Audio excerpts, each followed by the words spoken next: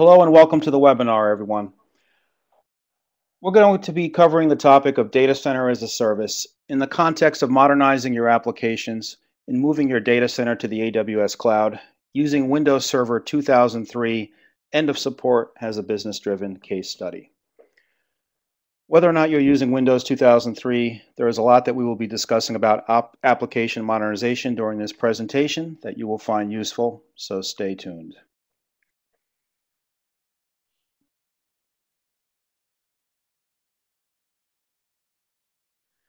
Okay, a little bit about myself. I'm Giorgio Peroni, Managing Architect of Cloud and Services at BlueMetal.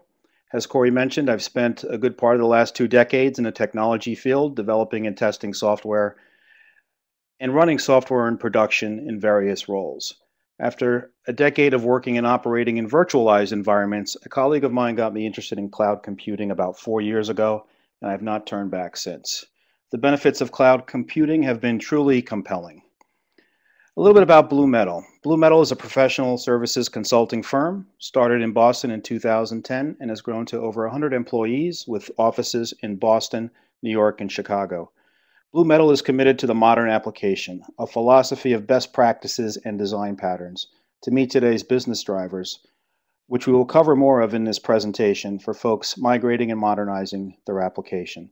And today we'll also introduce and dive into modern infrastructure, enabler of the modern application, in which AWS is a great fit for. These are the core services at BlueMetal.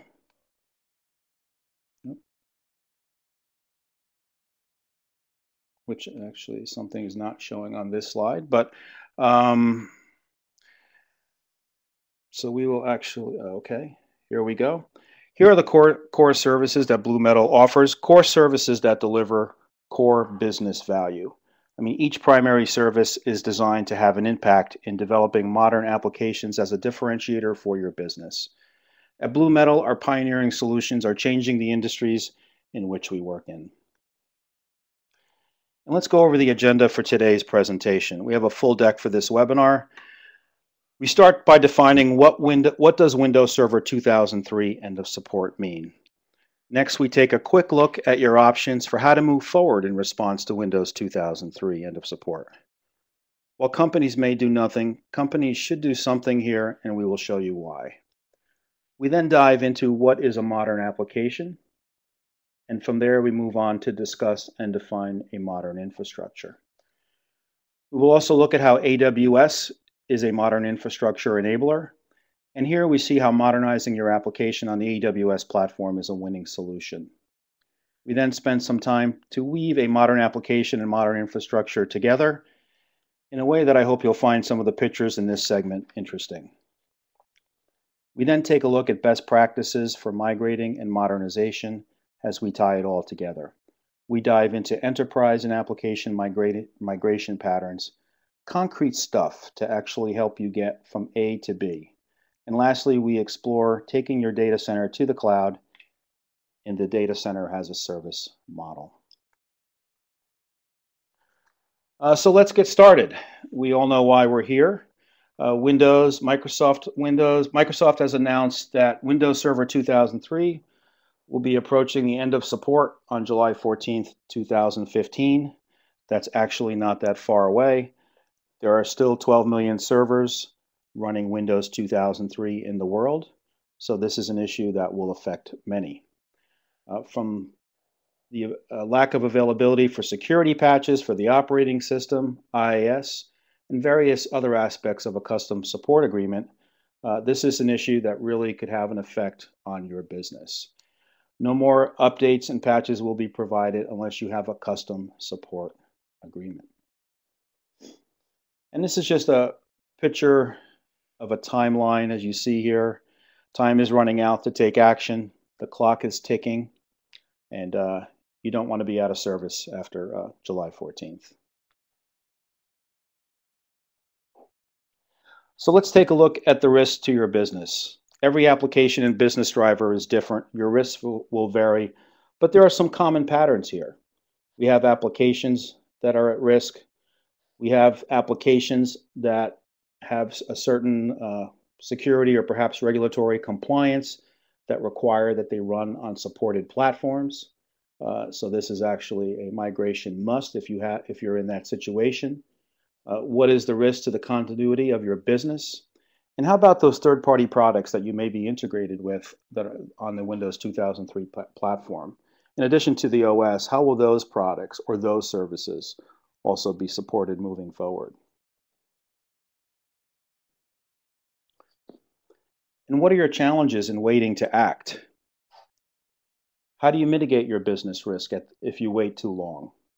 Can you afford custom support at the last minute? How do you remain compliant? And how do you continue releasing product updates afterwards?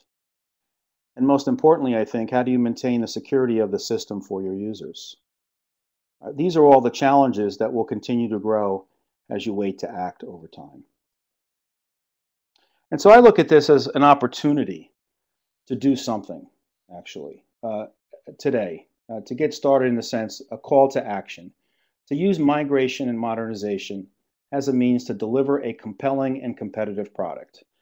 I mean, the end of life of Windows 2003 now presents an opportunity for companies to take a look at their application and retool this to perhaps help grow your business, to provide you with increased competitive advantage, all in ways that new modern application and modern infrastructure maintains lower costs. And also, most importantly, taking your application and taking it further to develop a compelling user experience. So here are the options for Windows Server 2003 end of support. Doing nothing is an option, and sometimes this can be a valid option. I mean, we discussed the business risk previously, and they're your risk to take, but in certain situations there may not be a risk.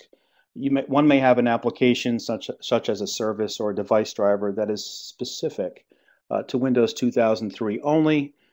Perhaps there's no migration path, and doing nothing here is absolutely an option. The next option is to retire the app. Perhaps the cost benefit is no longer there. The staff, perhaps, that knew and operated the code base is no longer available or accessible. And perhaps there may be a platform incompatibility issue regarding your solution, like if you're running on Itanium chips, perhaps. And so this is an option here to take, and one that we'll dive into a little bit more later as well, in the form of developing a retirement plan. Third option is to replace your application. In the age of software as a service application, in the buy versus build versus rent model, perhaps the best migration path is to replace your application with a software as a service app or some other custom third-party app. For software as a service solutions and services powered by cloud computing, there are many that apply. This path takes an extensive exercise of matching application functionality to the alternative solutions and taking a detailed approach at how you will transfer over your data. A CRM system is actually a good example of an application that might fit this pattern. Migration, clearly a mainstream option, and there are many ways to do this. Whether you decide to stay in place and migrate, or lift and shift to cloud and then migrate your apps via some manual or automated process, you have many options that we will actually cover in greater detail later in the webinar. And of course, there's modernization, where you have perhaps new and changing requirements, application requirements that you may want to implement to help grow your business. Application modernization can revolutionize and present that opportunity for your company to increase your business, increase your competitive advantage at lower costs. One thing that often gets, people always think that application modernization will lead to an expensive solution, but actually a lot of solutions and a lot of companies who modernize their app, especially with cloud computing, will actually find a cost decrease over time in the form of operation and application functionality. We will also discuss this in greater depth throughout the webinar. And lastly, we have the hybrid model. We've defined some hybrid patterns that show how combining some of these options we've discussed may be your best solution moving forward. And here's a list of the windows of the options that we just discussed, where we'll also apply effort and benefit. You'll see doing nothing is a low effort, retire, replace, and migrate are actually all medium efforts. And in the case of migrate, it's usually predictable and manageable. And to modernize, while the effort may be high, the competitive advantage, the business growth, the lower cost model at the end in operating your modernized system may actually more than pay off the costs of the modernization effort itself.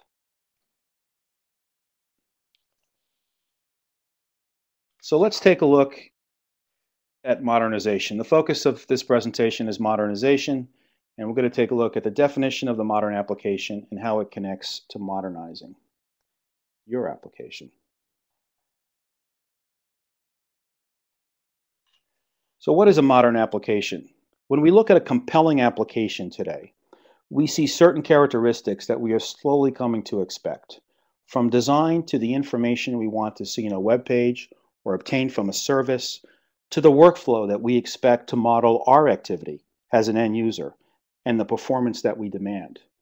The modern application is a set of principles that define those best practices and design patterns that you can implement in developing applications that are user-centric.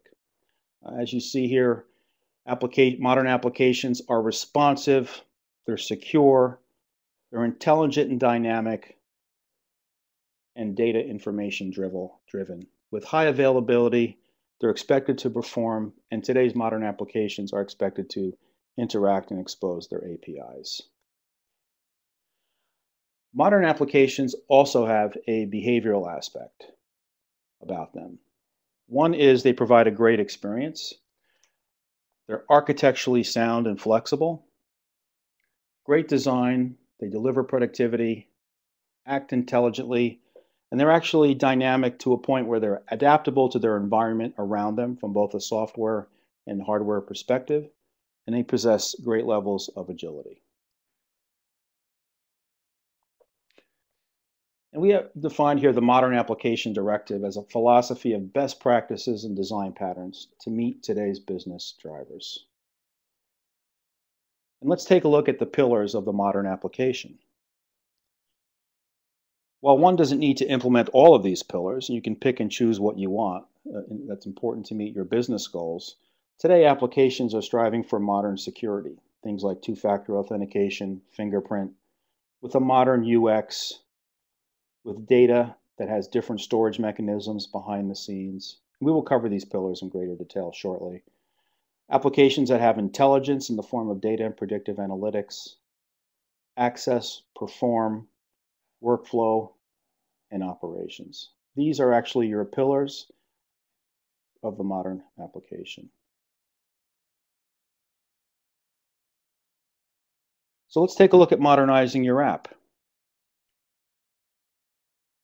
Modern security, a security-first mentality goes along with modern security. 10 or 15 years ago, security was often something that was implemented after a product was completed and released actually to production at times. And today we live in a world where privacy and security really matters to the end user. And so a security-first approach, both on your application and infrastructure, is really required. And that mentality needs to permeate throughout your entire implementation and process in the form of two-factor authentication, fingerprint, voice authorization, and data being encrypted at rest. I mean, there was recently an issue with the iCloud service where some photos were actually hacked or improperly distributed. And that was an interesting scenario there for some of the celebrities, because this was a case where first everyone thought that somebody hacked iCloud itself and something in the infrastructure there. And actually you had an example of where you had a modern infrastructure, but not necessarily a modern application, because the only form of security to the account that was provided to the end user was a password. And so, for example, if I had an iCloud account, I did not have the ability to actually implement perhaps two-factor authentication and actually implement a greater level of security as a result of the application offering. So that's really just a short, quick example to realize that while your infrastructure may be secure and modernized, it's also the responsibility of your application to actually provide multiple security options in today's modern security world. Here we also have a modern UX, which is a lot has been changing in user design over the years. The proliferation of so many devices with more to come are changing this landscape for the better. And so your user interface is expected to be responsive, context aware, provide voice input. We see that all the time today with our phones. We spend a lot of time talking into our phones, no longer typing into our phones at times. So this has been a field that's an area that's been rapidly changing. And we also have modern data, which is about which is not about one storage mechanism for all your data, but leveraging different storage mechanisms designed to optimize what they are storing. A layer that, in a sense, sits on top, where data still gets viewed in a consistent, uniform fashion, but behind the scenes gets stored in what is optimized for performance. And then we also have modern intelligence. Now, this is interesting because for those modernizing and migrating applications out there, you actually have an opportunity here to compete with other applications today, since a lot of the features in modern intelligence are relatively new. I mean, data is everywhere. Applications, corporations, they're sitting on so much data, and there's so much external data that's being provisioned for users, companies, and computer systems to digest. And so with these vast data stores that are being served up, you now have the ability, by modernizing your application with today's application suites and processes and methodologies of using technologies such like Hadoop, Elastic MapReduce, to really provide analytics, but in a form that's not just data, but actually along the lines of being predictive, of being suggestive, of being actionable, intelligence that you can actually now integrate into your application. And of course, modern access with applications. No matter where we are in the world, we expect to be able to access our applications. We expect them to access them at any time and from any device. And modern performance. We all expect speed. More than 2 seconds these days is frustrating for most users on a web page to load. And an interesting point here to make about folks who are migrating or modernizing your application is that in many situations, throwing additional infrastructure at the problem can help to solve your performance issue. And especially with the cloud, you have a goldmine of an opportunity here. Since you can easily provision infrastructure on demand, you will get feedback rather quickly whether or not the infrastructure that you're provisioning is indeed improving the performance. You can actually vertically scale up. You can additionally scale out on demand to meet those performance needs in the cloud. So this is a nice aspect of cloud computing. And here we also have the modern API. Closed systems are a thing of the past. Corporations today have so much data and functionality that by adopting an API as a front end and exposing their functionality can be a business growth driver. This is another opportunity for modernization, and a great one. I mean, consuming services is now standard. We always go to web pages where we see recommendations, data on trends, as an example of applications that are consuming through APIs information and functionality. And then we get to the modern workflow, which I think is the biggest winner of them all for modernization, but also is the biggest effort to implement within an application. And that is where you design your application or redesign your application to actually follow the flow of the user. It's really all about the user centricity of it, where depending on the user's business process and what you're designing the application for, you're designing a workflow that keeps the user invested and sticky to the application, to your application that you've provided. An example of this, a quick example of this is the application I use actually daily called Quicken. Now imagine if I had to go to all the different websites or all the different smartphone apps for all the different financial institutions where I have my money at, or my IRAs, or my 401k. Okay, that would be rather time consuming. And that's not something that actually follows me in terms of my workflow in wanting to have, in managing my finances. But here in the case of Quicken, they aggregate your finances, they pay your bills, you can actually perform certain transactions, review your transactions, categorize things, develop, budget things according to categories or by vendors, all in one application without having to log into 10 other applications. And so this is a quick example of modern workflow in a sense where an application keeps me stuck or defined to the process I'm working. And so we see this also for other users in the field where, plumbers, mechanics, social workers, you name it, they're all using 6 applications at times, 4 or 5, 6 applications to manage their business. And it would be great to actually modernize your application so you can incorporate more functionality that surrounds that user, leveraging the back-end infrastructures today that exist to actually call out and manage those things. So I can have a contact manager, a calendar, a payment scheduler, a billing invoice engine, all within one modern workflow in one app, while perhaps behind the scenes, I have a half a dozen applications that I'm now interacting with through a modern API that's probably largely cloud-driven today. And we have modern operations, which of course no solution is there unless you actually implement modern operations, which has given you that predictable feedback, dashboard, status, activity, progress notifications of the work that you're doing in the application. For example, the progress bar is a great example. You see that all in Windows 2003 applications years ago, and today there's different ways to actually implement notifications. So what is modern infrastructure? Well, to me, the modern infrastructure enables the modern application. We just spoke about these aspects of the modern application, but to really leverage and enable those things, it's really about the infrastructure behind the scenes that's going to power those applications. And here we take a look at the pillars of modern infrastructure. As we can see, it's about security, it's about availability. MAA there stands for a maximum availability architecture, which we define at BlueMetal to really consist of an architecture that's always up and makes extensive use of all the compute and infrastructure power that's available by a cloud provider across multiple regions through cross-region DR.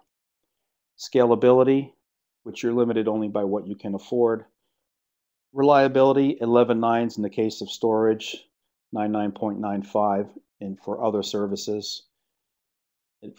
Elasticity, having that global presence and performance. These are all pillars of the modern infrastructure that really are there that support and enable the application that you're developing. So let's take a look here at how modern application meets modern infrastructure, and AWS is a perfect example. In my opinion, AWS here is the modern infrastructure that really powers these modern applications. And why would you use AWS for modern infrastructure? Well, they're the #1 reseller of Windows Server and SQL Server. The maturity of the platform, AWS has been around for a while now. The ecosystem of white papers, webinars, truly amazing what's out there, how quick you can get up to speed on the platform, and just the support that you have even from third-party vendors and the appliances that the third-party vendors have running in AWS, from MongoDB to Splunk and other large vendors, all have appliances today that you can leverage right on AWS to get going very, very quick. Of course, the global footprint, but the high levels of automation really binds everything all together and actually really drives that cost savings over time.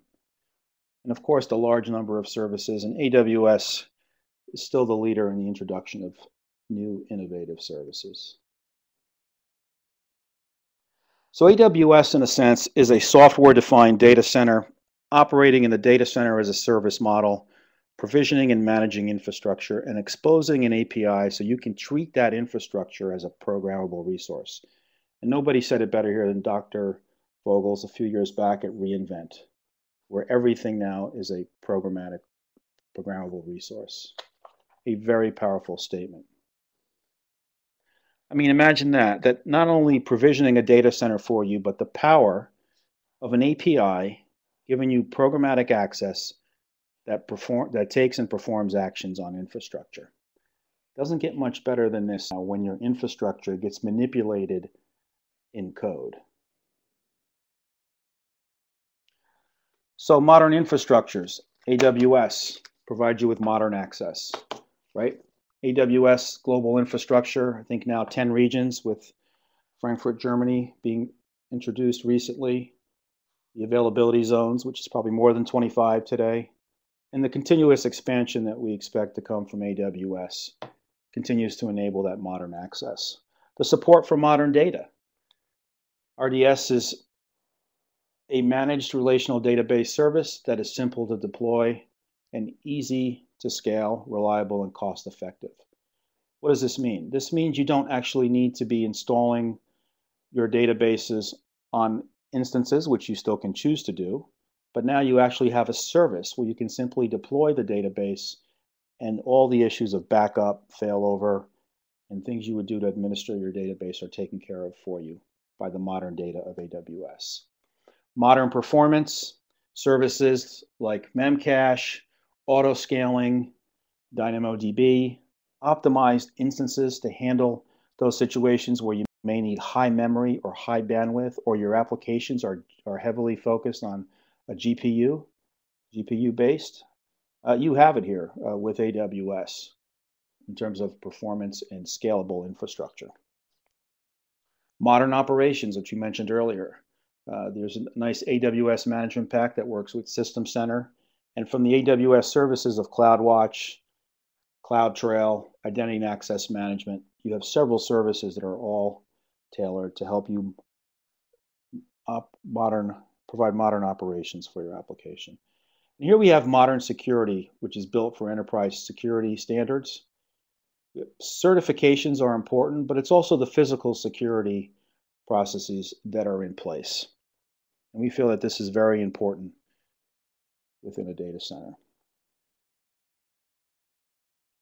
And the cloud security advantages of working with a vendor like AWS is the dedicated security team, the greater investment in security infrastructure, real-time detection of system tampering. I mean, a point to make here is that all the major cloud providers really have implemented a security-first approach to the point that where I think as we close out the year in 2014, I would challenge that I think the security aspect of things is more tied now to the vendor and the size of the vendor and the security standards that are in place versus public versus private versus a model and working with small vendors. I mean, it's very hard to match the investment that's being made by these companies in making their infrastructure secure.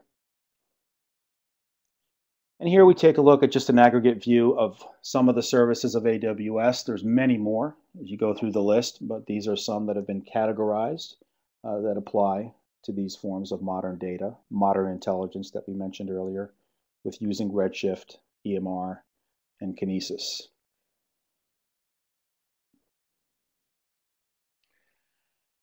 And on the Windows platform, AWS provides tools that you're already familiar with. I mean, from the AWS tools for Visual Studio to add-ons that actually you put in PowerShell, you can now work in an integrative fashion within AWS from your favorite tools.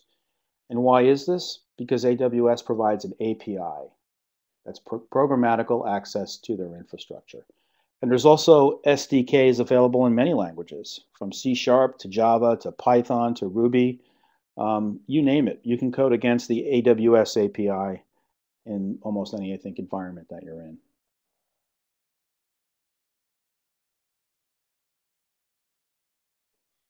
Okay, the modern application demands a modern infrastructure. And so let's take a look at where the application meets a modern infrastructure here.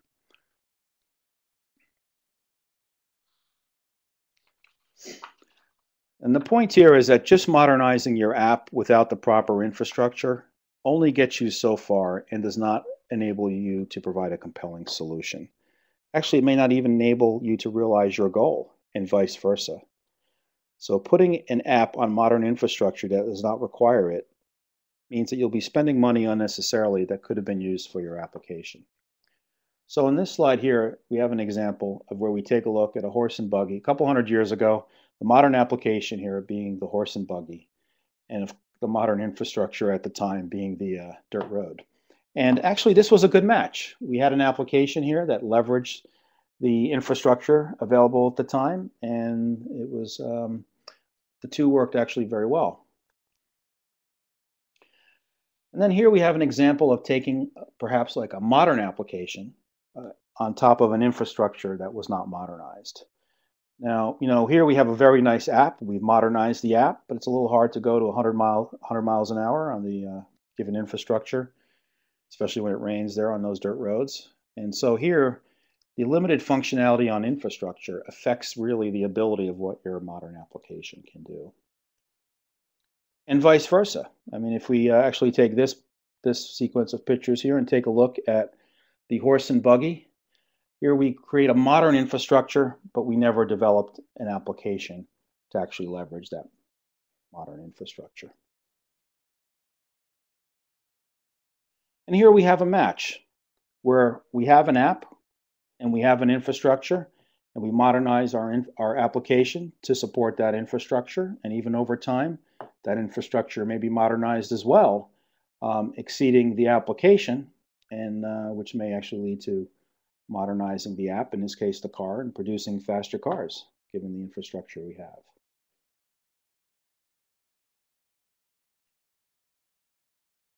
So what do we want? We actually want a modern application to be developed that leverages and takes advantage of modern infrastructure for the end user, upon which businesses can build great products, yielding great profits. And this is what we want. We want this. This is an example of where we have a modern application and a modern infrastructure, where the two actually are working in tandem, communicating with each other through an API. The car and the road here respond to each other and provide a true compelling experience for the driver and yielding performance. I mean, an example here is to think for a moment is the Google project with the driverless car.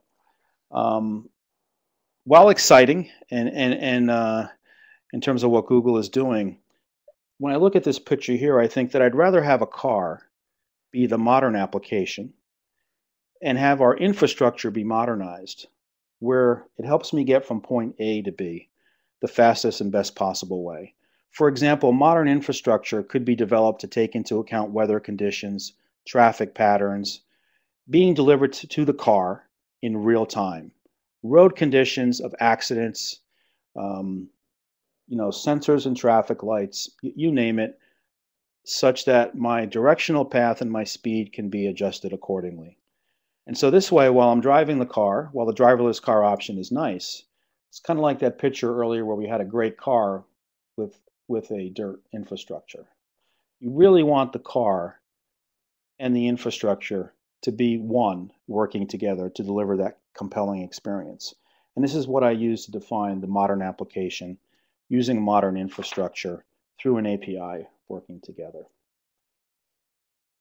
So let's move on to best practices and patterns now that we know more about modern applications and modern infrastructures. And let's take a look at how to move our software and applications from Windows 2003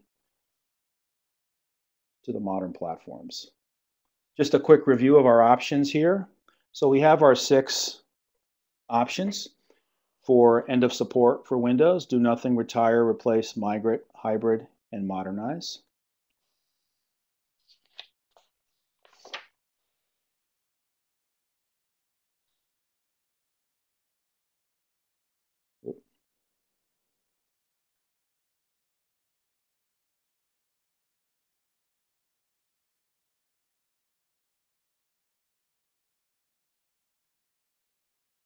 Just hold on one moment while we take a look why the slide's not coming up.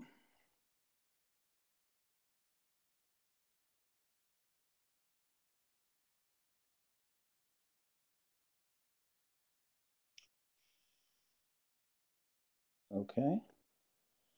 Well, seems to be a compatibility problem here, but I'll work through it. We have a 5-step process to actually migrate your, as an enterprise Windows end of support solution methodology. And those 5 steps are to discover, inventory, and categorize your software first, develop a common roadmap for your end of support actions, determine the best end of support actions for each item in your inventory during your discovery phase, prioritize and rank inventory for migration actions, and perform the migration. And so this is step 1. Discover, inventory, and categorize. In this step is where you actually catalog your software and workloads. So let's let's take an example here of where you're an enterprise company and perhaps you have more or less, 100 applications that you're aware of that you may be porting from Windows Server 2003. So the first part of this process in the solution methodology is where you actually take your inventory and categorize your applications. And there are several tools to help you do this. There's the Microsoft Assessment Planning Toolkit, as well as other solutions from AppZero, Cloudimize, Racemi, and Cloud VLOX. Each solution has different strengths and weaknesses, and you just simply will have to evaluate these products. They're great tools, and I highly recommend using them to help you in the categorization.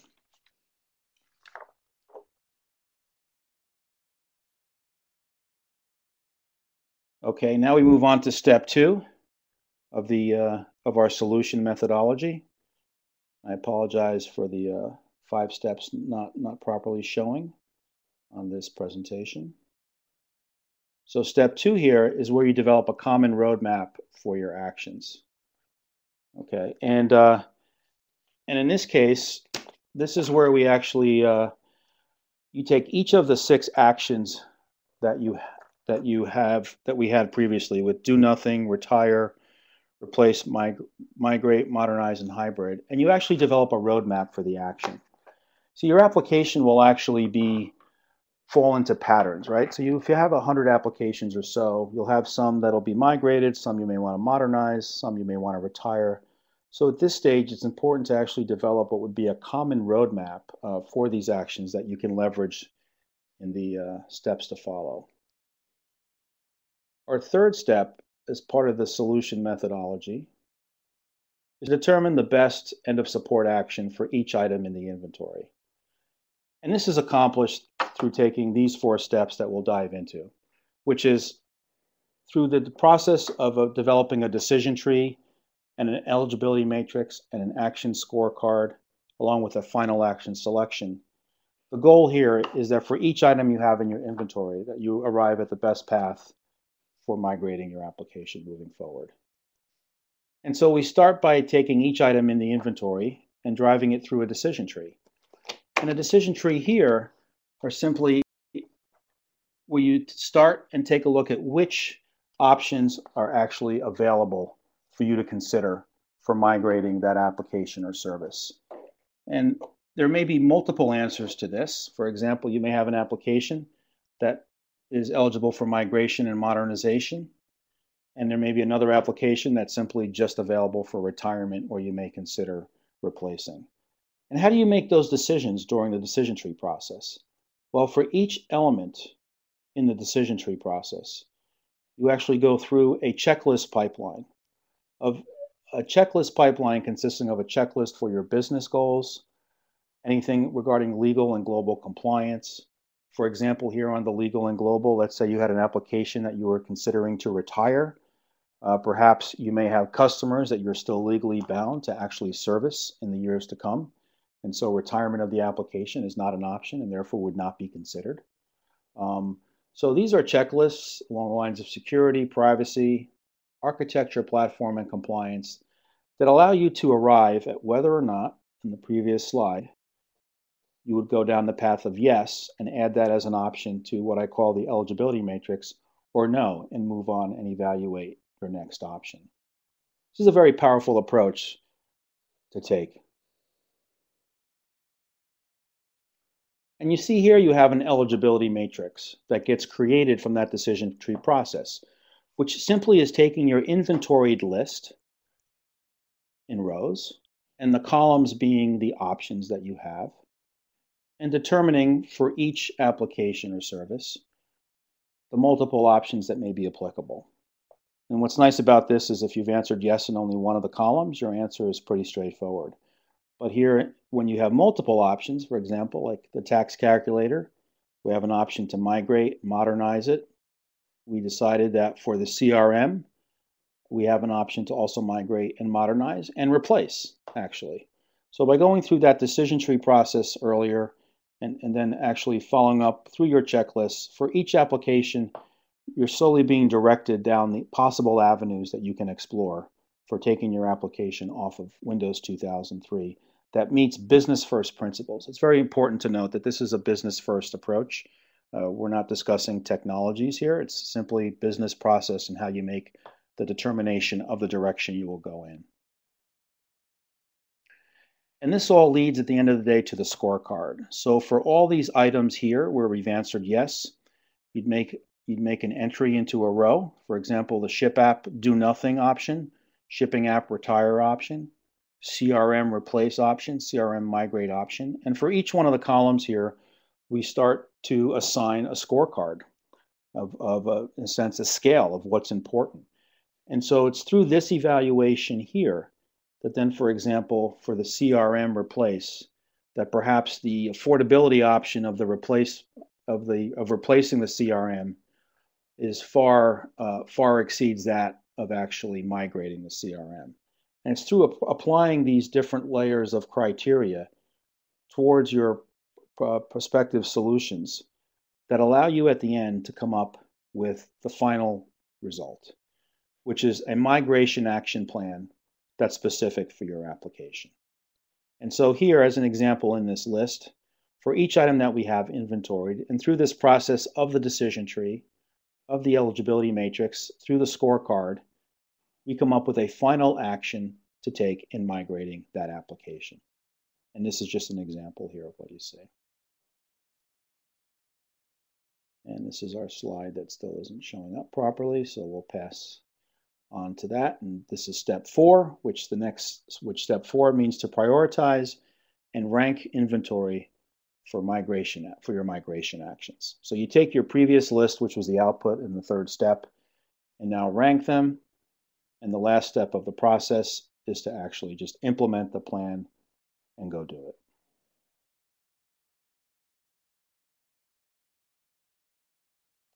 Okay, so we have Windows EOS action patterns, which in the middle of this slide that's not displaying are the 6 options that we saw earlier.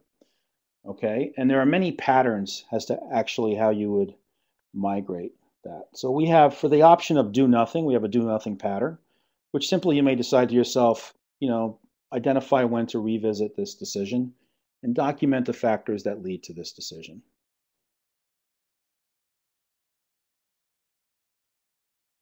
We have the retirement pattern for those applications that would be retired.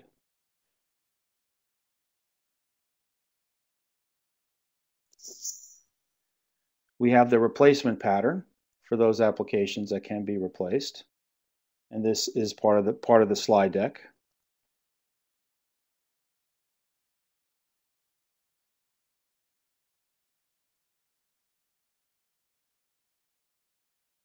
This is also not showing up where we actually have multiple destinations for migration patterns. And what do I mean for multiple destinations? Well, when migrating, you actually have a few options available at your disposal. One is in-place migration, where you migrate your operating system and then migrate your application and data and test. You also have what I call in-place lift and shift to cloud. And this is where you migrate your OS, migrate your application and data, and then lift and shift the end result to the cloud. And you also have lift and shift to cloud, where then you migrate your operating system at the end. And sorry guys, this is not coming up on the slideshow here, but I'll actually still talk through it so you can review the slide deck afterwards and follow the conversation. Modernization patterns, we have defined 3 of them, which is in place lift and shift to cloud, as well as lift and shift to cloud and then migrating the operating system. And so modernization, the important point here is that it's not an all or one scenario. You actually can pick and choose what it is you want, how you want to modernize your application. And a great pattern is actually to lift and shift to the cloud first and leverage those things that the cloud provides, and then start implementing your modernization features. And then we have the hybrid pattern, and this is something very interesting here that you may not know about, and that is you can actually lift and shift to the cloud and keep your operating system on Windows 2003 in AWS for actually another year, because AWS is providing support of the platform on their infrastructure for 1 year beyond the July 14, 2015 date. So for more details there, contact AWS. And then there's the migrate to modernization hybrid pattern, which is where you actually migrate, leverage AWS, and then perform additional modernizations. Difficult to see on a blank screen. Sorry, folks. So let's try to tie this all together. Data center to cloud, how do we get from A to B?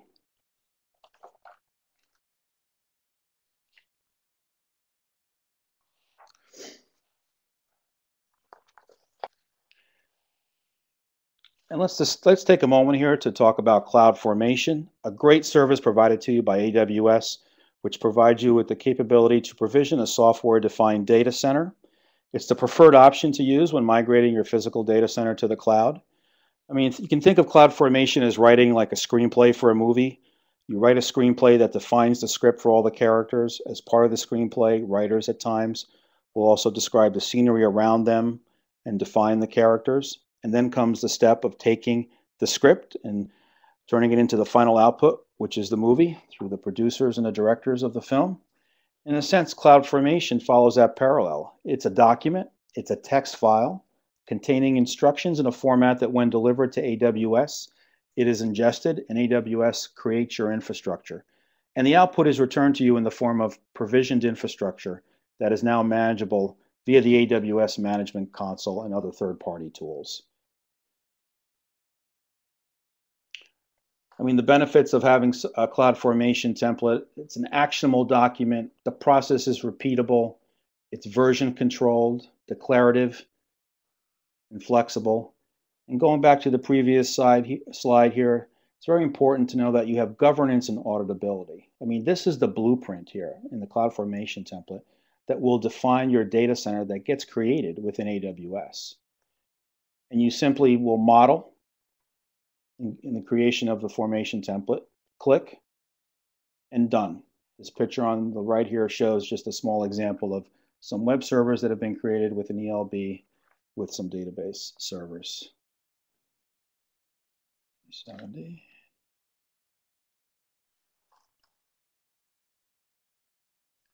This is a sample of a CloudFormation template. A little hard to read, but it's just to show you that this is some syntax here that you see that you actually will take your data center and start defining first your network layers, your security rules, your databases that you need, your instances within a format that AWS will be able to take and ingest. And the link here on the right is important that AWS provides you with a lot of sample templates. That cover 3-tier, pretty much anything you need. And of course, there's many more on the internet. There's also AWS Cloud Design Patterns. This is an interesting link here that I saw a few earlier this year, I think, perhaps in watching another webinar, where there are these patterns that whatever design you may want to implement or may want to learn how to implement, you'll find the pattern for. And here's an example of what a 3-tier migration to AWS would look like. And this is pretty simple here. So this diagram here represents, for example, if you have databases, if you have application servers, if you have web servers with security rules that wrap them today in your existing infrastructure, you simply define an AWS CloudFormation template that could lay out everything you see here with great levels of security that leverage AWS services as a simple way of migration. This picture here represents a little bit more of a modernization approach with AWS, where after you've migrated things, you actually can take things further and start to leverage infrastructure in AWS, modern infrastructure like Kinesis, Redshift, and other services of AWS like Amazon SQS on the right, which then allow you to further expand your application in supporting those modernization efforts. And once again, all provisioned, all available to you as you need. And of course, the global infrastructure for the modern application. I think this is one of the greatest values of cloud computing today, is really that infrastructure that gets deployed globally. Earlier this year, I actually took a CloudFormation template, made some enhancements, and actually deployed an entire system both to North America, Europe, and APAC within 30 minutes. Complete with databases, application servers, and some web servers all ready to go. That's pretty powerful. Doesn't get much better than that. And so data center as a service, what does it mean? It means the ability to provision infrastructure on demand, to turn it on and off, and be charged with it like you do with electricity. I mean, we all at home with electricity turn on things, turn off things, and we get a bill, and we know that it's being provided and generated and delivered to us. And this is similar in the concept of a data center as a service. It's where you pay only for what you use. You operate and manage your applications. Cloud vendor provides and manages the infrastructure. And this happens through the management console where you actually have your services here that you can actually access through AWS and manage that infrastructure as a service. And so let's conclude here and take a look at moving forward. What is the path ahead? With regards to Windows 2003 end of support, you are on a timeline, and the best time to take action is today. Your users deserve more, and your businesses will profit from it. Look at modernization as an opportunity to meet those core business goals of business agility and business growth at lower cost. With regards to infrastructure, do you continue to invest in your data center? Do you leverage modern infrastructure that can help modernization, perhaps? And here, AWS is a winner. I mean, your application is only as good as the infrastructure to support and interact with it. So, reinvent. And I want to take a moment to thank you all for tuning into this presentation. I hope you learned some things about Windows 2003 end of support and what a great platform AWS is, and the opportunity that migrating and modernizing applications may provide you.